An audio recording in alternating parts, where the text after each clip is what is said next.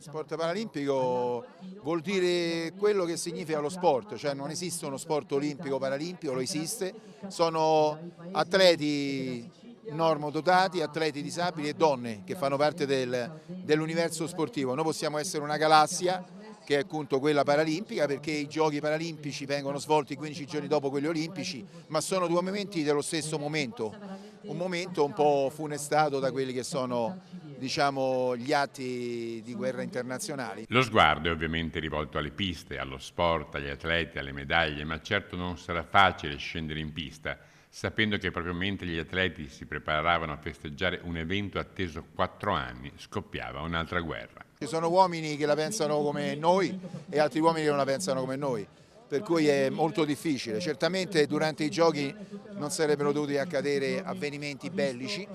questo non è successo, tra l'altro è successo per la seconda volta dopo Pechino 2022 in cui ci fu l'attacco della Russia nei confronti dell'Ucraina, è successo anche questa volta con Israele e America con l'attacco nei confronti dell'Iran e le controffensive, tutto quello che ne può derivare. Nulla però deve distogliere l'attenzione da chi si mette in gioco, perché una medaglia paralimpica non vale meno di una di quelle che furono ieri di Brignone e l'altro ieri di Tomba o di Teni. Concentriamoci sullo sport, concentriamoci su quello che stiamo affrontando, che è un grande evento mondiale straordinario per questi ragazzi che hanno preparato la Paralimpiade per 4 anni